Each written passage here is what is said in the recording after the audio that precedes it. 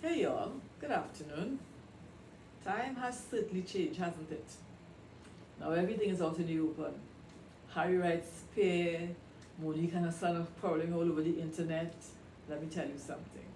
I grew up in a time when I was told that we must not wash our dirty linen in public. In other words, what happens in a household among family is supposed to stay there. It seems as though times are different, and of course, I'll probably come under fire for saying something like this, but it's time to stop. I'm Cheryl Diane, and I love to do my affirmations. I think all of us need to bring ourselves to center and affirm who we are, decide who we are, so that some of the things that we find ourselves getting into, we wouldn't. I firmly believe that. Affirmations are good things that we practice every day on a daily basis. Get in front of our mirror or sit quietly in a space and affirm who you are. After you say your prayers, after you give thanks to the Almighty for waking you up another day, I think we all need to do our affirmations. And this is mine on a daily basis. I see it. I remind myself so many times during the day with all the crazy nonsense that happens around. I'm a queen, and I'm a wife, and I'm enough. I'm above and not beneath. I'm a lender, never borrow. And I deserve every good thing that is available on this earth. That is who I am. That's who I am. I'm Cheryl Diane Suning. And I'm an international speaker, image consultant, author, teacher, all those things wrapped into one. And I'm passionate, really passionate about really talking to women about the lives that we're living now. There's too much of it. And I know people like to talk about being young. Sometimes when I talk to some young ladies, of course, to counsel them, they like to say, well, I know I'm young. Yeah, but does young mean being irresponsible? I don't know about that. Especially in a time like this, when I was growing up, there was nothing called the internet. We didn't even know what that was. We didn't even have emails, right? Oh, that's how long ago. I'm aging myself, but that's okay. Aging is living. We didn't know there was nothing about the internet. It was just gossip, and maybe you had something written somewhere, somebody could keep it and keep it as evidence against you. You couldn't even record things properly. It was just really very different. Now, in the advent of all of this visibility that we have happening in the world today, we need to be so careful. I do not like to see families fighting. I know things happen among families and friends. I know it happens. I know, right? There's not a single family on the face of this earth that does not have discord and disagreements and that kind of thing between siblings, between parents, it happens. But do we now go out in this world wide web and spill all of our family business out? Do we do that? Because the thing I always remind myself of, that we cannot remove it. We can delete as much as we want. Let me tell you something. When that thing goes out there, it's out there. It's in the cloud. It cannot be removed. We have to remember who we are, whose we are, and live with some kind of dignity. I've been following the whole, unpleasantness of Monique. I don't know Monique's business. I've not followed her career. She's not one of my favorite people in the world. But she's a human being. She's one of God's children. So therefore I acknowledge her as a human being. And I don't know the full story about her and her son and her husband and all these things. But I've been listening to all that is being said. And her discord with the other comedians, the D.L. Hughley's and whoever else, matters not to me. Those are grown people. Her son is also a grown-up, but that's her child. I'm a mother of 2 sons, and I can tell you something. I would not like my business, our business, whenever we have our little fallings out, to be all over the internet like that. I feel hurt for both of them. For the young man, because he seems very articulate, very smart, very bright. I feel hurt for him, because he does feel abandoned. You could feel the sense of, not being wanted. I could feel it when he's speaking, right? I also feel for the mother, because I don't know what her circumstance was. It's okay for us to sit here and judge her. It's okay for us to say what we feel we know about her. The truth of the matter is, we don't know. We were not there. We know what was said, we know what she said, what he said, what people said, what others said, what family said, and all the things rolled into one. What we need to do in this world is to begin to lift each other up a little bit more. Because there's some prayers to each other. Can we pray for that family? Can we lift them up and pray for that family? Because, let me tell you something. A young mother, unwed mother, sometimes go through some mental instability. I'm not a psychiatrist or coach or therapist, but I know that it's part of life. That a young mother, sometimes unwed mothers who become pregnant before they're ready, there are no mistakes, because the Bible said God formed you, each of us, before we formed in our mother's womb. So that's not a mistake, but it happened before that individual was ready. It's a serious thing. It is serious. It is something that we can judge a person how they feel at that time, especially given the circumstances under which they get pregnant, which we don't know, we were not there. People need to start to mind their own business and stop being so judgmental and stop having so many things to say about these situations and lift families up. I think this family needs a lot of prayer, right? I honor certain parts of what has been happening, because I see Monique having a lot of respect for her husband, who seems like a very sensible man, and people need to take themselves out of the people's business, that she's the breadwinner. So what? He's giving something to her she can't give to herself, and she's bringing in the bacon. You know what? That's life. That's life. He's managing her business. She's bringing the money in. He is there to stabilize her and ground her, and he's the man in her life. Some of us need to understand that men's role in our life is not one thing, they're different things. And I think a lot of it is lack of understanding and envy. Leave the woman's business alone. I saw her respect him in a big way, and I heard him respect her in a big way. Whatever else happens inside that family dynamic, we need us to pray for them. I do not like her quote-unquote humor. I don't know all that obscenity, if that could be humorous. I really don't understand that kind of obscenity. I really don't. It doesn't compute with me at all. I don't understand it. I don't know why those things, insulting people and saying personal things about people, how could that be funny? But, I mean, I guess that's their way of life, and that's the way they make their living. So what I do as an individual, I don't get there and love them. I stay out of it. I would not attend one of her concerts. I do not listen to her Netflix. I have not listened to any of her Netflix specials. I do not follow her career. I know her as an actress more than as a comedian. And of course, because I listen to the news, because I ought to, I need to know what's happening in the world around me.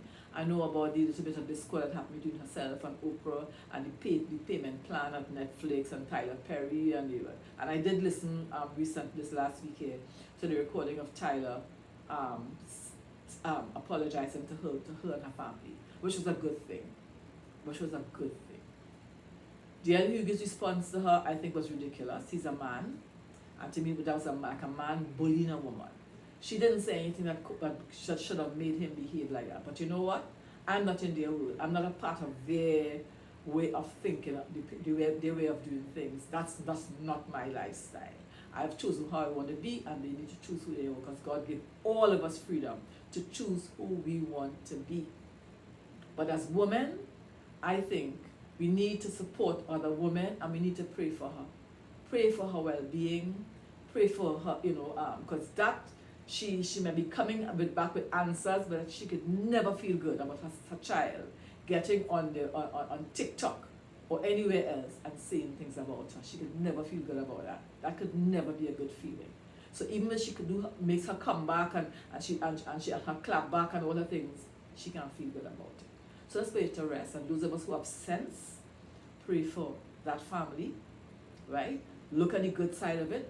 Her respect for her husband. The fact that this young man is now a grown man and probably needs help to get some therapy to overcome the hurt he's had, because we cannot diminish people's hurt. He obviously was hurt, and that he will overcome that and look after his own family, because he now seems to have a family of his own, and that he'll move on in life. That's what I say. That's all I have to say about that situation with Monique and her family, that's all I have on that. And then there are other things, like the Markles and all that kind of thing. No, listen. I feel, as a mother of sons, honestly speaking, I feel for Harry. I know people don't like him anymore, but I feel for him. I think he has changed so much, and that should not happen. He has changed so much after his marriage. It should have been so positive. I can't even figure it out. But it has happened, okay? It is what it is. I don't know why my phone that's on the other end of the room keeps sending messages that should have turned into notification. But that's okay. It's live, okay? That's all right. That's okay. But, you know, I feel sorry for him. I don't know that the two cultures meshed well. We were all excited to have a mixed race princess, and it's gone all whack right now. But I do feel that the media is being very, very, very hard on him. Very hard. Even on her. You know, I mean, she thought herself to be this big actress. She's not. I followed Suits. I loved the show. I binge watched it many times when I got caught on to what it was, long before she met Prince Harry. I liked the show. And her role was a very minimal role in that. She was not the star at all of that show. So that show should not take a hit because of her. Some of you who have not seen it, give it a chance and take a look. It's a nice series, very interesting, fictitious law firm kind of something. A lot of beautiful fashion for the women, men well dressed. It's a lot of something that was happening now with Fannie Willis. She got caught, doing something she should not have done, and she should have used better judgment. It happens a lot in that show. So it's very intriguing. It's very nice, So don't let Suits suffer because of one person who quite clearly needs to be hugged, I think, and really needs to go for therapy. There's something very wrong there. That's all I'll say about that one as well. My thing here on this earth really is to offer guidance where I can, continue to learn how I need to live. This morning my scripture spoke about us loving and treating God's people with care. Not people who go to church, all of God's people with care and love. And that sweet essence will go up to God when we do that to each other, and He will in turn bless us. It's going to please our Maker, our Creator, when we treat each other with love and respect. We need to love and respect each and every one of us. Everybody has their own thing. We can't tell people how to think. What we can do is to lift a standard so that when they look at us, they see something else. There are some people who are so much caught up in their own world that they probably would never see it. Maybe Meghan Markle might be one of those people who might not be able to see or understand that kind of love. I pray for her. I pray for Harry that they come to a point where they understand that family is family. Money cannot buy family. Money can only give you things and make you comfortable for a while, but money cannot bring you happiness. Having clout among the who is who does not bring you happiness. It does not. To me, when I look at that, to me I see people just competing against each other. And there is a whole mishmash of unhappiness that's happening. Let us learn to love. Let us learn to keep our family business inside. Don't write a book about Spain. He wasn't a Spain. He was, nobody, listen, which one of us could choose exactly the order in which we were born in our family? We can't. We can't. And that's how their thing runs. The king, his firstborn, but that's how it runs in before all of us were born, and even after we have left this world, that's still going to happen. He knew that when he was born. To me, he was a very happy-go-lucky chap. Found naked in a hotel in Vegas. He was the royal to love. He was the one who wasn't uptight as far as we were concerned. And now he's a hot mess. I tell my sons, be careful who you choose as a mate. Be careful. And I tell young men that as well. Be careful who you choose. Young women as well. Be careful who you choose. Because sometimes those people can make or break you. I really believe in being in the yoking and being equally yoked. Unequally yoked, always bring a mess. And this has nothing to do with race. You know, I have some persons in my life who attacked me because Meghan Markle is black. I said, Meghan Markle never said she was black. Even when I saw her in suit, I didn't know she was black. She never had a black boyfriend as far as I know. Didn't marry a black man. So let's stop defending all this blackness. We as believers need to take ourselves away from worldly thinking and see people as people. Not black, not white, not Asian. Or we need to see people as people. God's people are God's people. Let us come away from all of that kind of a racism on both sides. She doesn't seem to me, don't know, they haven't lived with her and she's not been my friend. And I didn't get a star in Rolling Suites. Not even to fix the desk in Jessica's office. Nothing. I didn't get a starring role to comb Donna's hair. I was not there. I looked at the show on television. But you know what? She seems to have a real issue with who she is. And she needs to fix that. And he doesn't seem to be able to see it. So we can pray for him too. That his eyes will be open. Because only truth in this world makes you free. Okay? So, here I am, Cheryl Diane. I'm back again. I'm going to try to do at least 2 uploads to my YouTube channel and my podcast per week. I kind of fell off because I kind of didn't know what I wanted to do. What I thought I'd have conversations. Some of it really didn't work too well. I could tell by the viewers, by the viewership, and by the subscribers. It just didn't pick up, didn't catch on. So I gave it a rest for a while. And I thought I still like the idea of doing interviews, but I'm going to pursue this with social issues and fashion, because I'm an image consultant. So therefore, I can do fashion, I can do social issues. So I'm going to pursue this with that and go as the Lord leads me, as I continue to learn and grow in this YouTube. Because I really want to be out here in these YouTube streets. I love it, and I want to be here. I want to be part of the YouTube family. I do enjoy it. I follow YouTube. I pay for Netflix, and I look at YouTube more than I look at Netflix. It's funny to believe that. Because I do like the idea of getting on a platform and being able to express yourself. As a speaker, I do speak, right? But here's a platform I can get to speak to people on a daily basis. I don't have to wait for somebody to book me to stand on your stage or book me to come to their office and speak. So if you little noisy here around, the air conditioner is on because it's very hot in here. And it's hot outside, the door and the breeze is pushing the door.